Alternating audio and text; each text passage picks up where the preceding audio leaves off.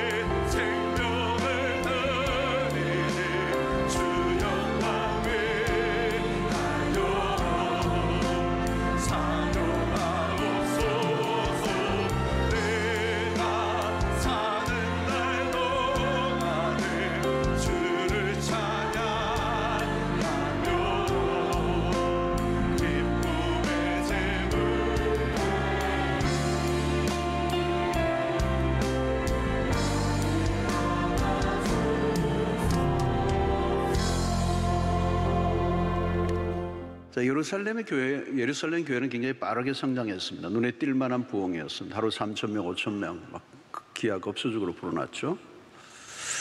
결국은 저항이 일어났습니다. 그 사회 유대 교회 지도자들뿐만 아니라 사람들이 들고 일어났죠. 그래서 스데반 집사를 설교하는 가운데 돌을 던져 죽이는 잔인한 일들이 일어났습니다.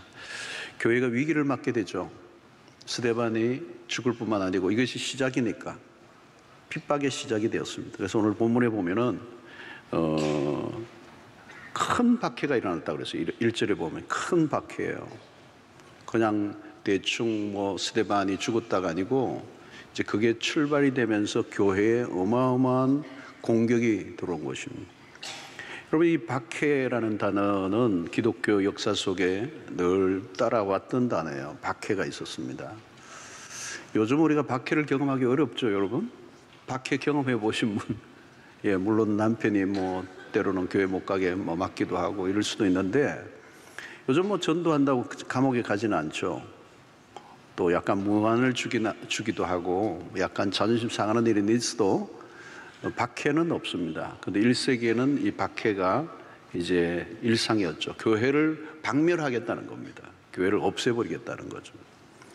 자, 이 핍박이 예루살렘 교회를 흔들어 놓았습니다. 여기에 등장하는 한 인물이 있는데 그 사울이라고 하는 사람이에요. 1절을 보면 사울은 그가 죽임당함을 마땅히 여겼더라. 스데반의 죽음을 마땅히 여겼다. 저런 놈은 죽여야 돼. 이런 분위기죠. 이 사울은 스데반을 죽이는 일에 주동자였습니다. 그리고 유대교의 선봉에 서 있고 결국은 이 유대 종교와 예수의 복음의 충돌이 일어나고 있는 겁니다. 자, 박해를 했던 이유는 뭘까요? 너무 급격하게 불어나고 있는 그리스도인들, 예수의 추종자들로 인하여서 그들의 체제가 흔들린다는 느낌을 받았겠죠. 자, 복음의 역사는 당신의 종교 체제를 흔들 만큼 강력했습니다. 조직적인 핍박을 하게 되는데요. 결국 어떤 일이 일어났습니까? 1절 하반절에 보면 사도 외에는 다 유대와 사마리아 모든 땅으로 흩어지니라. 4절에 보면 그 흩어진 사람들이 두루 다니며 복음의 말씀을 전할세. 여기 우리가 주목해야 될 단어가 하나 나와죠. 흩어지다는 것입니다. 흩어지다. 자, 여러분, 이 흩어지는 게 뭐예요? 자발적입니까? 비자발적입니까? 비자발적이에요. 핍박을 통해서. 유대인들에 의한 예부적 박해 때문에 흩어질 수밖에 없었던 거죠. 자, 그러나 이 흩어짐이 기독교에 굉장히 중요한 메시지를 줍니다. 기독교가 어떤 특정한 나라의 민족의 종교가 결코 아니거든요. 예루살렘에만 머물러 있을 복음이 아닙니다. 하나님의 아들을 이 세상에 보내시어 죽게 하신 것은 어떤 한 특정한 부류의 사람들만 구원해 내시려고 하신 게 아니에요. 지금 예루살렘에 머물러 있는 이 복음을 하나님이 핍박이라는 도구를 사용하셔서 글로벌 온 세상 모든 민족에 흩어보내시는 그런 역사가 지금 일어나고 있는 것입니다. 자, 초대교회 예루살렘 교회는 메가처치입니다. 메가처치. 여러분, 믿는 사람이 많다는 건 좋은 일이죠. 그러나 모이는 것만이 목적이 되면 안 돼요. 실제로 교회는 모여야 됩니다. 그래서 모이는 교회를 우리는 에클레시아라고 그럽니다. 불러 모으신 거죠. 이건 굉장히 중요합니다. 그러나 모여 있기만 하기 위해서 하나님 우리를 부르시지는 않았어요. 중요한 것은 뭐예요? 우리가 흩어지게 하시는 거죠. 그래서 어떤 유명한 미국의 목사님이 그 비유를 했어요. 그리스도인 마치 퇴비와 같은 거예요. 교회가 퇴비, 그름, 그죠? 그름. 땅에 골고루 그 퇴비를 흩뿌리면 땅이 비옥해지고 많은 생산을 할 수가 있어요. 그러나 그 퇴비를 한 곳에 모아두기만 하면 어때요? 악취를 풍기게 된다. 교회 건강성은 무엇으로 확인될 수 있느냐? 얼마나 많이 모이느냐? 그건 중요하지 않아요. 어떤 분은 시간이 남아서 그런지 모르지만 한국의 대형교회 순위 이런 거 매기는 건 다 헛된 일이에요. 하나님은 전혀 관심 없어요. 얼마나 많이 모이는가 그건 중요하지 않아요. 여러분, 대체로 교회는 흩어지기보다 모이려고 하는 경향이 강합니다. 우리는 많이 모이는 것을 성공이라고 말합니다. 그러나 많이 모이기만 하면 어떻게 되죠, 여러분? 관리하고 유지하는 일이 보통 일이 아닙니다. 많이 모이면요, 어쩔 수 없이 갈등들이 많이 생기게 됩니다. 별일이 다 있습니다. 자, 모이면 어때요? 모인 사람들 중심으로 돌아가게 되죠. 그러면 교회 바깥에 대한 관심보다 내부에 집중할 수밖에 없습니다. 모인 숫자에 만족하는 상태에 우리가 크다는 거죠. 많이 모인다는 거죠. 그들만의 리그가 될 수가 있습니다. 예루살렘 교회도 마찬가지예요. 한꺼번에 많이 모였습니다. 거대한 공동체가 되었습니다. 결국 문제가 생기잖아요. 구제 문제로. 헬라파, 히브리파 유대인들의 그 구제 문제로 가부들을 돕는 문제가 생기게 돼요. 갈등이 생기는 거죠. 그 갈등을 해결하기 위해서 시스템을 만들고 일곱 집사를 세우고 갖추었지만 근본적인 문제가 해결되는 건 아니에요. 여러분이 교회 문제의 근본적인 문제를 해결하지 않으면 계속 문제는 모여 있으면 문제가 될 수밖에 없어요. 그래서 이 사도행전을 푸는 키워드는 버스 구절은 1장 8절의 말씀이에요. 오직 성령이 너에게 임하시면 너희가 권능을 받고 예루살렘과 온 유대와 사마리아와 땅끝까지 이르러 내 증인이 되리라 하시니라. 교회를 세우신 궁극적인 목적이 여기에 있습니다. 이 구절 안에는 하나님의 어떤 의지가 있습니다. 예루살렘뿐만 아니라 온 유대와 사마리아와 땅끝까지 복음이 흘러가도록, 글로벌하도록, all nations, 모든 민족 가운데로 흘러가도록. 이게 복음의 확장성이고 복음의 이동성이라는 겁니다. 복음이 한 곳에만 머물러 있는 것은 하나님의 뜻이 아닙니다. 그래서 온 유대와 사마리아와 땅끝까지 복음이 전파되는 것. 그런데 인간은 흩어지지 않으려고 하는 거예요. 창세기 11장을 보면 11장 4절에 또 말하되 자 성읍과 탑을 건설하여 그 탑 꼭대기를 하늘에 닿게 하여 우리의 이름을 내고 온 주변에 흩어짐을 면하자 하였더니, 불손한 연합이에요. 하나님에 대한 반역, 흩어지지 않는 이유. 그래서 하나님은 그들의 언어를 혼잡하게 하심으로 바벨의 꿈을 헛사가 되게 한 것입니다. 그래서 구절을 보면 그러므로 이 이름을, 그 이름을 바벨이라 하는 이는 여호와께서 거기서 온 땅의 언어를 혼잡하게 하셨음이니라. 여호와께서 거기서 그들을 온 지면에 흩으셨더라. 하나님이 그들의 그 불손한 의도를 알고 계신 거죠. 많이 모인 거예요. 우리의 이름을 내자는 거죠. 하나님을 배제한 인간이 중심된 세상은 위험한 거예요. 큰 교회도 마찬가지예요. 숫자가 우상이 될 수가 있어요. 그러나 숫자만으로는 자랑이 될 수 없습니다. 요즘은 교회가 몸집이 클수록 세상으로부터 비난을 받을 위험성이 굉장히 높아집니다. 이목이 막 집중이 되잖아요. 교회 규모만 자랑하면 안 되는 것입니다. 중요한 것은 존재의 이유입니다. 그냥 많이 모이기만 하면 그 교회는 위험한 상황을 맞게 됩니다. 그래서 많은 교회들이 일정하게 성장하고 난 다음에 교회 내분에 휩싸여서 분열되는 경우가 얼마나 많습니까? 시스템을 강화하고 조직적으로 아무리 잘 관리해도 한계가 있어요. 모여만 있는 구조는 문제가 생길 수밖에 없는 거. 여러분, 모여만 있으면요, 기득권층이 형성되고요, 키재기를 하게 되고요, 경쟁하게 되고요, 갈등 구조가 생기고요, 판단하게 되고요, 정죄하는 분위기가 생기고요. 뿐만 아니라 쇠퇴하는 교회들의 특징이 있는데 하나가 뭐냐? 모두가 내부자 중심이라는 거예요. 바깥으로 관심을 돌리지 않아. 모든 에너지를 자신들을 위해 소모한다는 거예요. 체제 유지형이 되는 겁니다. 아무리 건물을 크게 세우고 주차장을 확보해도 부족한 거죠. 위원회가 많아지고 회의가 늘어나고 기업형 교회가 되고 조직을 관리하고 운영하는 일에 힘을 다 쏟아버리고 경영 기법이 들어오고. 그래서 전통적인 교회들이 커지면 다분히 종교적이게 되는 거죠. 행사 중심으로 가는 것입니다. 문제는 늘 일어나게 되고 풀면 또 생기고. 여러분, 여기에서 문제는 근원적인 문제를 풀어야 되는 거예요. 왜 흩어지게 하셨을까, 예루살렘 교회를? 하나님의 목적은 박해를 통하여 예루살렘에만 복음이 머물러 있지 못하게 하셨다는 거예요. 박해로 인하여 흩어질 수밖에 없었다는 거예요. 하나님의 중요한 지상의 명령이 무엇입니까? 마태복음 28장 18절로 20절의 말씀이죠. 예수께서 나와 말씀하여 이르시되 하늘과 땅의 모든 권세를 내게 주셨으니 그러므로 너희는 가서 모든 민족을 제자로 삼아 아버지와 아들과 성령의 이름으로 세례를 베풀고 내가 너에게 분부한 모든 것을 가르쳐 지키게 하라.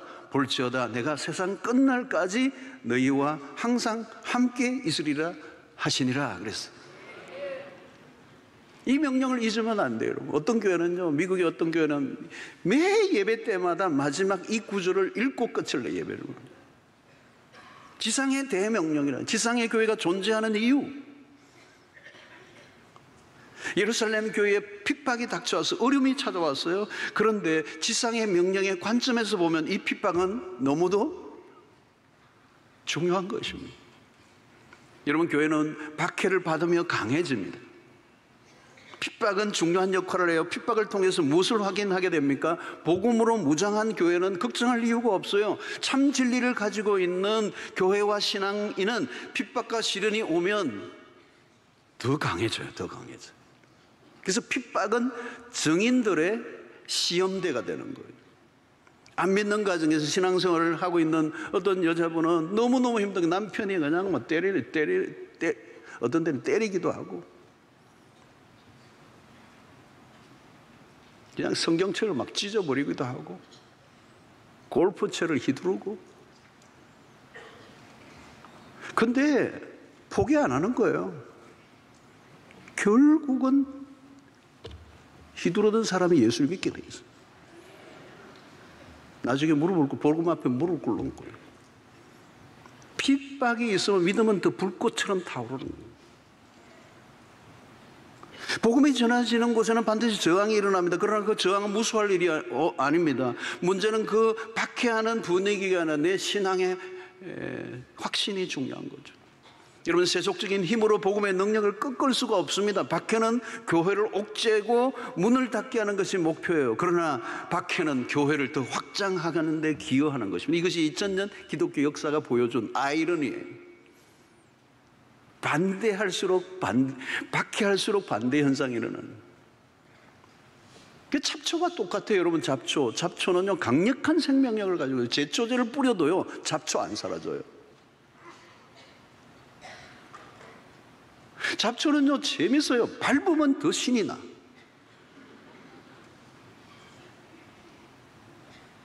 이 생명력이 무서운 겁니다. 이 생명력이, 그리스도 안에 있는 생명력이 어디로부터 온 것입니까? 고난을 통하여 두려워하지 않는 이유는 진리의 힘이, 우리가 믿고 있는 진리가 단순한 이론이나 사상이나 철학이 아니기 때문에, 영원한 절대적인 진리이기 때문에, 참된 진리의 기초 위에 선 신앙은 어떤 것으로도 무너뜨릴 수가 없습니다. 복음이 한번 제대로 그 사람 속에 들어가면 그 존재 자체를 바꾸어 버리는 거예요. 내가 부정하고 싶다고 부정될 수가 없어요.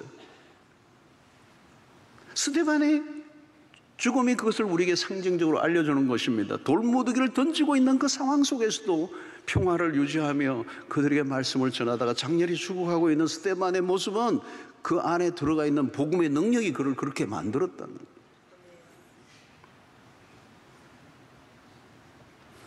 여러분, 이 8장은 중요한 장입니다. 박해로 흩어지는 겁니다. 하나님의 성령은 다양하게 우리를 인도하세요. 우리가 예상하는 방식으로 인도하시는 것이 아니라, 예루살렘 교회는 핍박을 당할 때 당혹스럽겠지만 하나님은 그 방식을 통하여 예루살렘에만 머물러 있지 않고 그 복음이 다른 곳으로 흘러가게 하십니다. 여러분, 우리는 모이기 위해서 모인 게 아니에요. 흩어지기 위해서 모였어요. 민들레 홀씨와 같습니다. 홀씨가 바람에 날려 사람의 발길이 닿을 수 없는 곳까지 퍼져가는 거죠. 그게 복음에 흩어지는 현상과 비슷해요. 호주에는 가끔 자연 산불이 나요. 발화가 자연스럽게 나버려요. 여름 시간, 여름에 굉장히 뜨거울 때 그 붓이 그 어마어마한 숲에 갑자기 불이 붙어버려요.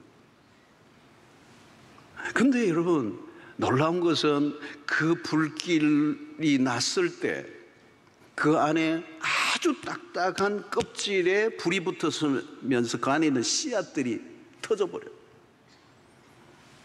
그래서 산지 사방으로 흩어져요. 그 불길로 인하여 씨앗들이 도리어 터져 나와서 온 산을 다 메꿔버려요. 새까맣게 타버리고 아무것도 없는 것 같은데 어느 날 시간이 흐르면 그 곳곳에 심겨졌던 흩어졌던 씨앗들에서 다시 생명이 솟아오르고 나무들이 자라는 역사가 돼요. 자연발화가 돼요. 핍박이 겉으로는 재앙처럼 보입니다. 그러나 아니에요. 그 안에 하나님의 섭리가 있습니다. 역사를 보면 언제나 우리가 답을 없습니다. 하나님은 핍박이라는 방식을 통해서 더 큰 일을 행하시는 분, 핍박을 통하여 복음을 더 널리 퍼뜨리시는 것, 그래서 흩어지지 않으면 안 될 상황으로 몰아버리시는 하나님. 그래서 핍박은 핍박이 아닙니다. 하나님은 의외의 방법을 사용하셔서 인간이 상상할 수 없는 방식으로 하나님의 복음을 온 땅에 흩으시는 것입니다. 여러분, 요셉 스토리가 그렇습니다. 어린 나이에 형들의 미움을 받습니다. 형들로부터 학대를 받죠. 그래서 강제 이주를 당합니다. 형들의 박해는 원망스러워요. 그래서 자기는 한 번도 꿈꾸지도 않았던 애굽이라는 땅에 강제로 흩어짐을 당하는 게 요셉의 인생이었어요. 얼마나 억울하고 얼마나 기구한 인생이었습니까? 자기가 가고 싶은 애굽이 아니었어요. 근데 형들의 박해로 애굽에 갈 수밖에 없었는데 먼 훗날 바라보니까 그게 하나님의 섭리였다. 창세기 50장 20절에 당신들은 나를 해하려 하였으나 하나님은 그것을 선으로 바꾸사 오늘과 같이 많은 백성의 생명을 구원하게 하시려 하셨나니 그랬어요. 엄청난 얘기를 하잖아요. 여러분, 어떤 분은 감옥에 갇혔어요. 근데 그 안에서 복음을 듣고 회심이 일어납니다. 제소자 선교회를 만들었던 세계적인 제소자 선교단체를 만드는 척 콜슨이라는 사람, 미국의 닉슨 대통령 시절에 워터게이트 사건에 연루되어서 백악관에 보좌관으로 있던 그가 졸지에 감옥에 들어가는 거예요. 거기서 회심을 하게 됩니다. 처음에는 충격을 받았지만 거기에서 예수의 복음을 들어요. 회심을 하고 난 이후에 자기는 다른 제소자들에게 전도를 하는 사명을 받습니다. 그래서 그 감옥 안에 있는 동안에 계속 전도만 할 뿐만 아니라 그는 감옥에 나와서 추록한 이후에 그런 세계적인 제소자 선교단체를 만들어서 놀랍게 쓰임을 받아요. 죄수로 들어갔어요. 근데 선교사로 추록을 합니다. 어떤 이는 아파서 병원에 입원을 했어요. 장기 입원으로 병원에 있으면서 평소에 만날 수 없는 분들에게 복음을 전했습니다. 그래서 그분에게 복음을 듣고 우리 교회 와서 사랑방 목자가 되신 분들이 계세요. 하나님은 때로는 복음이 필요한 사람들을 위해 우리가 상상하지 못한 방법으로 보내시고 흩으시는 분이시다. 우리나라 일제강점기 때 만주로 간 사람들이 그곳에서 복음을 전하고 교회들이 세워졌습니다.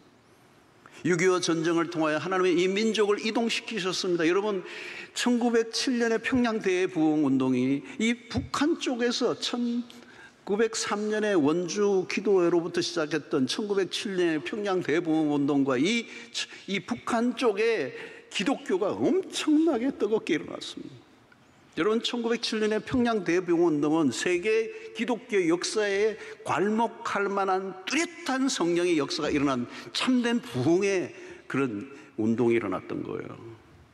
그런데 그 북한에 있던 그 뜨거운 순수한 신앙의 뜨거운 신자들이 전쟁으로 인하여 일사후퇴 때 그분들이 남하하여서 전국 곳곳에, 특별히 부산에 임시정부를 세우고 어렸을 때 그 전쟁통에 부산에 많은 교회들이 세웠는데 그 북한에서 내려왔던 분들이 교회예요. 중국도 마찬가지입니다. 공산정권의 기독교에 대한 탄압이 강해지자 지하로 흘러들어간 가정교회가 기독교를 급속하게 퍼뜨리게 되었어요. 핍박을 통하여, 하나님은 흩으시는 방식을 통하여, 박해를 통하여 복음이 이동되게 하시는 거예요. 요즘 우리나라에 이주민들이 많이 들어와 있습니다. 그들이 한국에서 복음을 받아들이고 또 흩어지게 하실 하나님의 계획이 그 안에 있는 거잖아요. 이건 경제학적으로 사회학적으로 설명할 수 없는 선교적 차원에서 하나님의 이 복음에 이동하는 역사를 우리가 보게 되는 거죠. 여러분, 흩어진 사람들, 우리는 그들을 디아스포라라고 얘기합니다. 오늘 각 사람들이 바로 교회예요. 주님은 우리를 교회로 불러 모실 뿐만 아니라 예배를 드리는 후 흩어지게 합니다. 모이고 흩어지고를 반복하는데 선교사만 흩어지는 게 아니에요. 우리 모두가 흩어지는 순간 선교사예요. 우리는 교회가 선교사를 파송한다고 생각합니다. 그러나 아니에요. 흩어지는 순간 우리 모두가 선교사로 살아야. 왜? 우리 안에 복음이 있기 때문에. 우리가 있는 곳이 선교지입니다. 하나님이 무슨 이유로든지 흩어지게 하십니다. 흩어지면 선교사로 살아가는 거죠. 지금도 하나님은 계속 하나님의 백성들을 부르시고 동시에 보내시는 하나님. 핍박을 통해서 흩어지기도 하지만 오늘 현대사회는 다양한 방식으로 흩어집니다. 흩어짐 자체가 교회의 존재의 이유죠. 그래서 오늘날 우리는 미셔널 처치, 선교적 교회라는 말을 하고 미셔널 라이프, 선교적 삶이라는 단어를 쓰고 있어요. 선교를 교회의 본질로 보고자 하는 개념, 그리스도인은 곧 선교적 삶을 살아야 된다. 왜? 여러분, 요한복음 20장 21절에 주님이 직접 하신 말씀이에요. 예수께서도 이르시되 너에게 평강이 있을지어다 아버지께서 나를 이 땅에 보내신 것 같이 나도 너희를 보내노라 그랬어요. 구원받은 우리 모두는 보냄을 받았어요. 이유는 모든 민족이 구원을 얻기 위하여 원하시기 때문에. 구원을 축소시키면 안 됩니다. 구원은 나만의 구원으로 여기면 안 된다는 거예요. 그건 하나님의 구원을 오해한 것입니다. 그래서 기독교는 배타적이면서도 보편적이라는 말이에요. 그 보편적이라는 말은 뭐냐? 예수는 모든 인간의 죄를 위하여 죽으셨다는 게, 복음은 특정 민족을 위해 죽어진 게 아니라는 거예요. 그래서 하나님께서는 우리의 민족도 많이 흩으셨어요. 지금 여러분 온 세계에 700에서 750만 한인 디아스포라가 있습니다. 전 세계에 흩어졌어요. 여러분, 우리 대한민국 사람들이 옛날에는 뭐 이렇게 세국 정책도 하고 단일 민족이라고 안 흩어졌어요. 안 흩어졌어요. 근데 언젠가부터인가 하나님이 흩으셨어요. 아마 지금은 중국이나 유대인보다 더 많이 한인들이 뭐 안 흩어진 곳이 없어요. 아프리카에도 우리 대한민국 사람들이 다 한인회가 있어요. 전에 어떤 아프리카 나라는 뭐 그냥 내전 중인데도 막 다 피난 갔는데도 가게 열고 딱 하는 분이 한국 사람밖에 없어요. 다 닫아가지고 이제 경기가 좋대요. 그냥 안 무섭냐 그러니까 뭐 죽기 아니면 까무러치기죠 뭐 이러면서 막 하는 거예요. 700만에서 750만 한인 디아스포라 교회만, 여러분 한인들은 어디를 가나 교회를 세워요. 그 교회들이 선교적 공동체예요. 그게 4,500에서 5,000교회 해외 디아스포라 교회가 있습니다. 온 세계에. 여러분, 우리나라 여권이요 세계에 뭐 2위래요. 어느 나라나 들어갈 수 있다는 거예요. 마음만 먹으면 어디나 갈 수 있는 우리 패스포드가 대단해졌어요. 여러분, 우리나라 기업들이 세계적인 기업들이 나오고 있습니다. 뭐 온 세계 곳곳에 한국의 기업들이 들어가 있어요. 거기에 종사하고 있는 그리스도인들이 얼마나 많은지 몰라요. 선교사로 한 거예요. 출장을 가지만 신실한 그리스도인으로서의 선교사라는 정체성을 가지고 하나님이 그곳에 보내신 거죠. 지금은 K-팝, K-컬처, 때로는 K-푸드, 뭐 선교사님들이 요즘은 선교 현지에서 얼마나 이 컬처에 이렇게 도움을 받는지 모른다는 거예요. 한국 사람 너무 좋아한대요. 누구 아냐고 막 묻고 말해요. 한국 사람이라면 그렇게 좋아하고 한국 음식을 그렇게 좋아하고 김밥 많은 것 가르쳐주면서 복음을 전하면 다 김밥을 어떻게 좋아하는지. 옛날에는 여러분 서구 사람들이 김밥 같은 거 끓였거든요. 제가 호주 살 때만 해도 김밥 하면 싫어했어요. 그런데 요즘은 김밥을 너무 좋아하는 거예요. 터진 김밥이라도 괜찮아. 하나님은 주님의 교회를 다양한 방식으로 이끌어가시죠. 교회를 주도하시는 분은 하나님이시죠. 핍박이 강해지면 더 강력하게 퍼져나가요. 스데반을 죽이면 끝이 납니까? 증인을 죽이면 또 다른 증인이 나타나는 거예요. 여러분 개인적으로도 보면 핍박하는 가정에서 믿음을 가진 사람들이 나중에 목회자가 된 사람들이 의외로 많아요. 핍박 속에서 예수를 믿었거든요.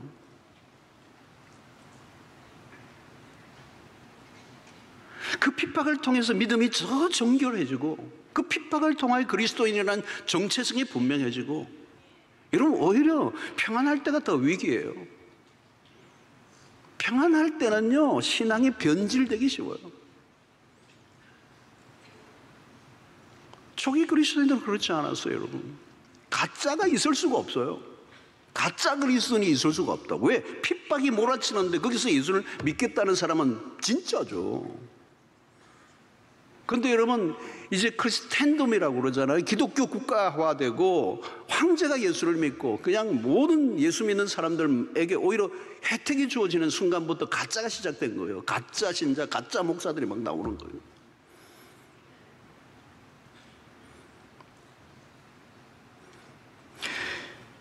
여러분 역사를 통해 입증된 것은 교회는 어떤 저항에도 무너지지 않는다는 점이에요. 참된 교회는 핍박으로 더 강해지는 거예요. 참된 신자는 핍박으로, 어려움으로, 시련으로, 고난으로 더 강해지는 거예요. 왜 그렇습니까? 우리가 믿는 복음 때문에요. 기독교는 단순한 종교가 아닙니다. 부실한 진리를 붙들고 있는 게 아닙니다. 여러분 사단은 교회를 없애고 싶어 합니다. 핍박을 통해서 없애려고 얼마나 많은 시도를 했습니까? 그러나 역사를 보면 하나님은 그 핍박을 사용하셔서 그 교회를 더 흥왕하게 일으키셨어요. 교회사를 통해 입증해 주는 것입니다. 하나님의 백성들을 핍박을 통해서 옥석을 가려내시는, 그래서 하나님의 말씀을 믿고 하나님을 따르는 진정한 그리스도인들은 핍박 속에서 도리어 신앙의 꽃을 피우게 된 것입니다. 여러분 누가 순교를 할 수가 있습니까? 순교는 눈에 보이지 않는 하나님을 믿을 때만 가능한 거예요. 순교는 뭡니까? 눈에 보이는 아무런 보상이 없어요. 하나님이 누구이신가를 모르면 어떻게 자기의 생명을 바칠 수가 있겠습니까? 중요한 것은 내가 믿는 복음에 대한 태도예요. 그래서 사울은 스데반의 죽음의 현장을 보면서 죽는, 스데반이 죽어가는 그 과정을 다 목격한 사람이 사울이거든요. 그가 죽어가는 그 과정 속에서 그의 죽음의 의미심장한 걸 발견하는 거예요. 어떻게 돌에 맞아 죽어가면서도 얼굴이 천사 같고 저렇게 평화로울 수 있는가? 그리고 자기에게 돌을 던지는 사람을 향하여 용서해달라고 기도하는 그 스데반의 죽음은 의미심장한 거예요. 사울은 그 죽음에 죽이는 일에 주동을 하고 목격하고 있었지만 그 스데반의 죽음에 의문을 품는 거예요. 와, 왜? 나중에 여러분 사도행전 뒷부분을 가보면 그가 이 스데반의 죽음에 대해서 그가 무슨 생각을 했는가를 약간 비추는 대목이 나와요. 사랑하는 성도 여러분, 시련으로 신앙이 뒤로 물러서지 않습니다. 복음의 능력은 고난보다 훨씬 더 강합니다.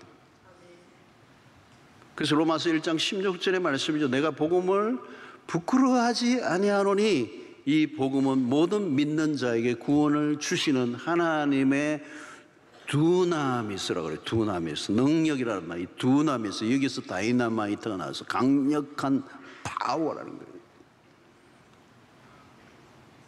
아무도 말릴 수 없다는 거예요. 여러분, 핍박으로 교회는 무너지지 않습니다.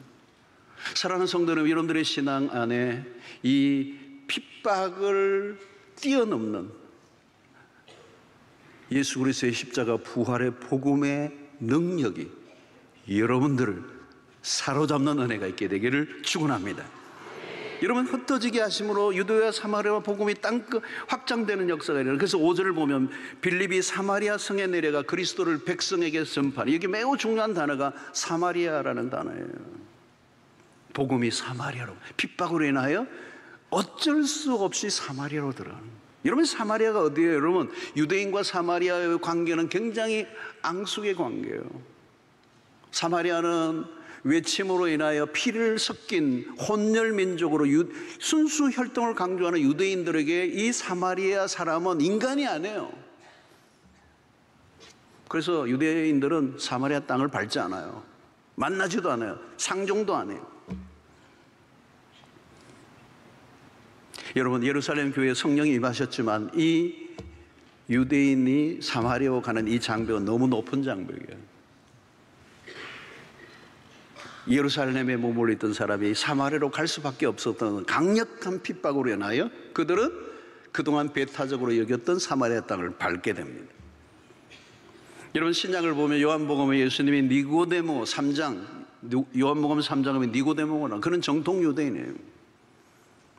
그는 예수님을 밤에 찾아왔지만 그는 예수가 메시아임을 알지 못하고 그는 떠납니다.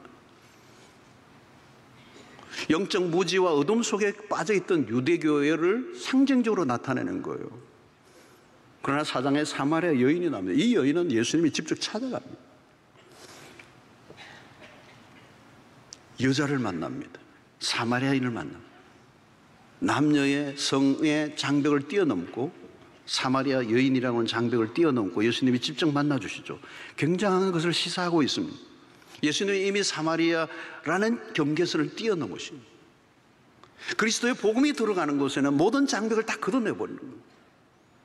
이런 복음은 혈육의 경계를 넘습니다. 유대인들은 혈통주의를 강조해요. 예수를 믿어도 여전히 유대인이라는 이 민족 의식을 벗어나지 못해요.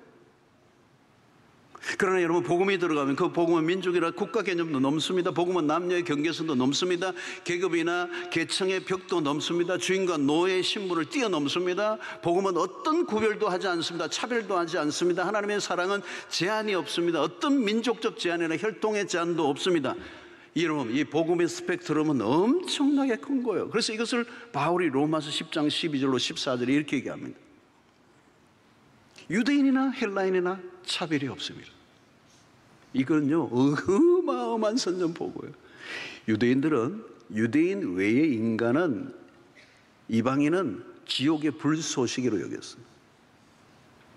유대인 외에는 취급을 안 했어요. 유대인 외에 구원을 얻는다, 그건 불가능한 얘기예요. 그런데 복음이 들어와서 바울이 변해서 이 로마서를 기록하면서 얘기하는 거예요. 유대인이나 헬라인이나 차별이 없습니다. 아마 또 제가 이 메시지를 속에서 이게 얼마나 엄청난 얘기인가를 또 다룰 시간이 있겠지만 오늘 이 얘기하는 거예요. 유대인이나 헬라인이나 차별이 없습니다. 한 분이신 주께서 모든 사람의 주가 되사 그를 부르는 모든 사람에게 부여하시도다. 누구든지, anybody, 누구든지, whoever, 누구든지 주의 이름을 부르는 자는 구원을 받으리라. 누구든지, 그가 남자든지 여자든지, 이방인이든지 유대인이든지, 그가 황제든지 종이든지. 여러분, 이 모두를 하나로 만드는 능력이 복음 안에 있습니다. 우리가 항상 복음적이어야 합니다. 복음을 품고 있으면 가슴이 어마어마하게 넓어져야 돼요. 우리도 모르게 형성되는 울타리가 문제의 교단, 뭐가 많아요. 편견과 오해들이 너무 많아요. 경계선이 너무 많아요. 울타리를 다 쳐버렸어요. 이런 것은 복음이 아니에요. 복음을 품으면요, 여러분, 목사님들도 교단의 벽에 다 갇혀 있어요. 교단 벽을 못 넘어요. 천국 가면 교단이 있을까요, 여러분? 어느 교단에서 왔느냐? 물을까요, 여러분? 장로교에 옵니다. 정신 차려라, 이럴 거예요. 여러분, 벽이 없어요, 여러분. 여러분, 이번 행복 나눔 축제를 하는데 대상자들을 우리가 선정하고 기도하고 있습니다. 여러분, 어떤 분은 여러분들이 어떤 경계선을 끄시고 안 만나려고 하는 분도 있을지 모르고, 그 인간은 안 돼. 그 인간은 구원받으면 안 돼. 그 인간은 지옥 가야 돼.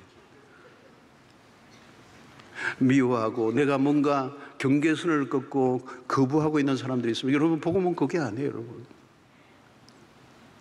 그 인간은 안 돼가 아니라 그 인간이 구원을 받아야 돼요. 복음의 정신입니다. 모든 경계선을 넘는 거. 여러분들이 평소에 원수라고 생각했던 그 사람이 구원을 받아야 돼요. 나를 핍박하던 그 사람이 구원을 받아야 돼요. 평소에 안 만났던 사람들이 이번 기회를 통하여 복음을 들어야 돼요. 여러분, 우리에게 오늘 이 메시지를 통해 우리에게 주시는 메시지는 뭐니까? 주님의 교회는 핍박으로 인하여 망하지 않는다는 거예요. 겉으로 보면 실패할 것처럼 보이죠. 잡아가두고 죽이는 살벌한 세상이 왔습니다. 그러나 주님의 교회는 핍박을 통해서 실패하지 않습니다. 그러면 여러분, 우리가 교육한 대로 돌아가지 않아도 낙심하지 말아야 합니다. 내가 복음을 붙들고 있는 한, 우리가 예수 그리스도의 십자가 부활의 신앙의 터 위에 서 있기만 한다면 핍박이, 어떤 핍박이 와도, 그리고 여러분, 영원히 지속되는 핍박은 없어요. 하나님은 그 핍박을 사용하셔서, 그 핍박 가운데서도, 그 핍박은 하나님의 손 바깥에서 일어나는 일이 아니라 손 안에서 일어나는 일이기 때문에 그 핍박을 사용하셔서 하나님의 복음은 더 전진하게 하시는 거예요. 여러분, 복음이 전파되는 것은 거대한 싸움이 벌어집니다. 사단은 지금도 복음의 전진을 막습니다. 복음이 전파된 걸 싫어합니다. 교회가 부흥하는 걸 원하지 않아요. 마지막까지 싸워야 되는 거죠. 2000년의 교회 역사 속에 이 싸움은 계속되어 왔습니다. 그러나 여러분, 복음의 역사는 하나님이 하시는 일입니다. 승리할 수밖에 없는 이유, 우리의 삶에 별일이 다 일어나도 승리할 수밖에 없는 이유는 하나님이 이 싸움을 주도하시기 때문이에요. 그러면 여러분, 우리에게 무슨 일이 일어났는가? 항상 나에게 무슨 일이 일어났는가? 그게 관심을 가지지 마시고, 나에게 일어난 이 일을 통하여 하나님은 어떻게 구원의 역사를 이루시고자 하는가? 사랑하는 성도 여러분, 교회는 고난과 시련을 통해 자랍니다. 복음의 능력을 가진 교회는 고난 속에 더 활활 타오르는, 고난에 결코 밀리지 않습니다. 생명은 생명을 낳습니다. 이건 누가 시켜서 되는 게 아니에요. 누가 막을 수 없는 것입니다. 어떤 문제가 일어난다 할지라도 복음은 끊임없이 앞으로 전진되고 있습니다. 교회도 개인도 마찬가지입니다. 우리의 시선이 머무는, 하나님의 시선이 머무는 곳에 우리의 시선이 머물러 있어요. 한 사람의 영혼에 복음이 깊이 새겨지면 그 다음부터는 우리가 마음대로 할 수가 없어요. 우리의 가슴을 뛰게 하고, 우리에게 들어온 이 복음은 계속적으로 경계선을 넘어 어디론가 흘러가게 하시고, 우리를 통하여 복음은 끊임없이 온 세상에 퍼져나가도록 하시는 것이 하나님의 역사요, 의도요, 섭리라는 거죠. 사랑하는 성도 여러분, 지금은 나라와 나라의 경계선이 다 없어져 버렸어요. 인터넷 시대가 오면서 누구나 이 지구의 중심부에서 자기의 메시지를 통하여 온 세계 누구에겐가 알릴 수도 있어요. 오늘날 젊은이들 때로는 인스타그램이나 때로는 유튜브나 이런 것들을 통하여 자기의 어떤 것들을 올려서 인기를 얻고자 하는 그런 목적으로 사용되고 있지만, 오늘 우리가 복음의 도구로 그것을 사용할 수만 있다면 이 마지막 시대에 굉장히 빠르게 복음을 온 땅 가운데 흔든 역사를 누구든지 행할 수 있는 거예요. 그래서 우리 터키에 선교하고 계시는 우리 교회에서 파송하는 김설희 선교사님은 핸드폰 하나로 무슬림권, 옛날에는 노방전도로 해서 길거리에 나갔지만 이제는 인터넷, 이 SNS, 이 모든 네트워크가 흐르고 있는 그 중심에 들어가서 우리의 메시지를 던져 놓으면 사람들이 거기에 관심을 가지고 찾아와서 복음을 듣는 역사가 일어나고, 제 설교도 더빙을 해서 그 이슬람권 사람들이 들어오는 그 사이트에 올렸더니 며칠 사이에 수만 명이 조회하는 역사가 들어요.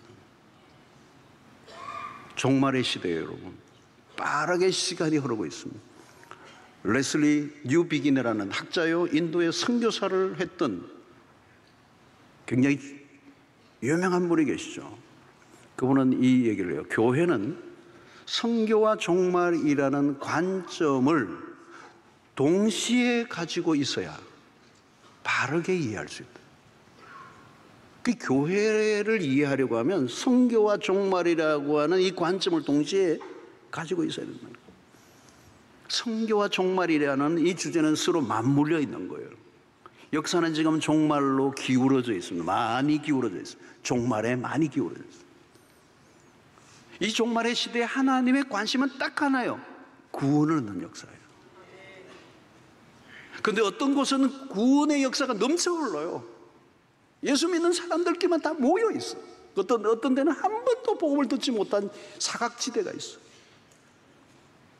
그러면 하나님의 마음은 뭘까요? 여기 있는 사람을 흩어보내서, 모여 있는 것을 흩으셔서 복음을 듣지 못하는 사람들에게 복음을 흩기를 원하십니다. 오늘은 여러분 1세기에는 핍박을 통해서 일어났다면 오늘 이 시대는 우리가 자발적으로 이동을 하게 하시는 거예요. 오늘은 여러분 우리가 여행을 가도 내가 그냥 여행을 가는 게 아니고 어디 가서 한 달 살기를 할 게 단순한 내 삶의 레저로 한 달 살기가 아니라 그 도시의 어떤 나라에 가서 거기에서 내가 한 달 동안 선교사적 삶을 살아가는 거예요.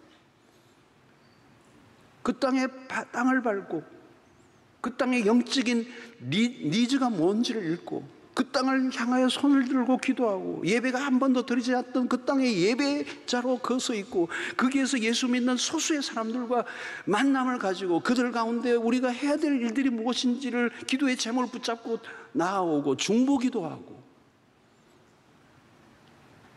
하나님의 관심은 선교예요. 1세기는 교회가 있었던 게 아니에요. 선교가 있었기 때문에 교회가 있었던 거예요. 흩어지고 흩어짐이 있었으니까 오늘 우리가 복음을 들은 거예요. 산불이 나서 그 씨앗이 터져 발화가 되어 땅에 쏟아 수 없는 나무들이 자란 것처럼 오늘 또 우리의 삶에 고난이 일어나서 그 고난으로 인하여 병원에 들어갔더니 고난이 있어 그 감옥에 들어갔더니 그곳에서 하나님은 내가 그 안에 들어가지 않으면 도무지 복음을 듣지 못할 사람이 기다리고 있는 역사가 일어나는 거예요. 모든 민족이 구원을 얻기까지 쉬지 않으시는 하나님. 이 복음이 어디까지 확장되어 가는 거예요.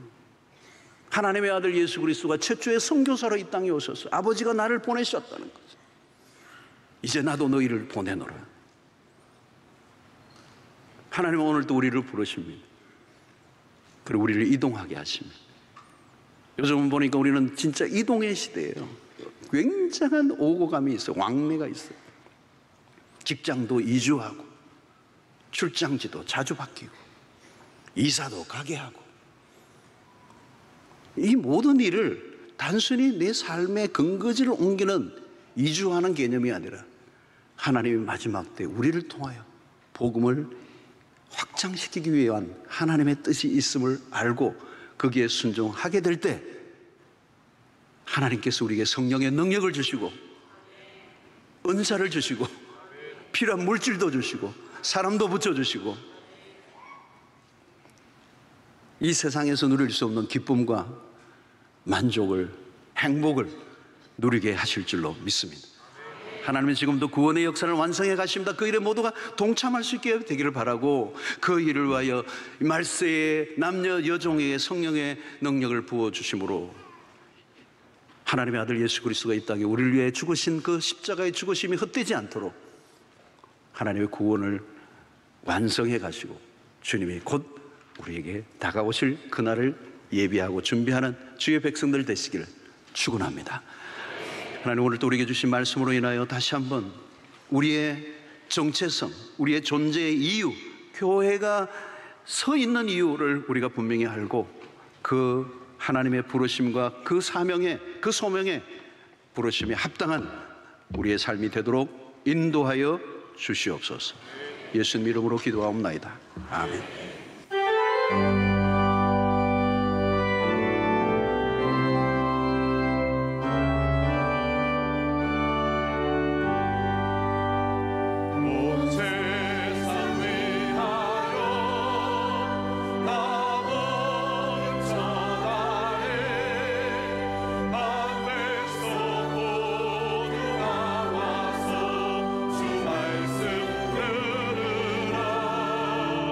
주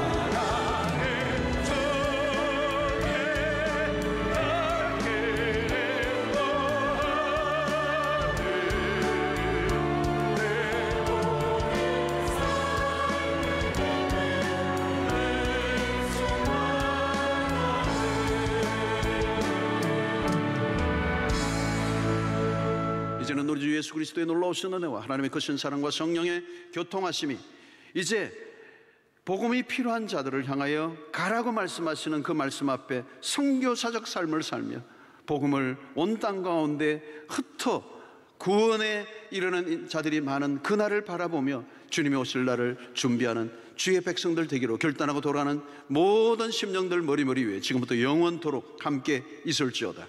아멘.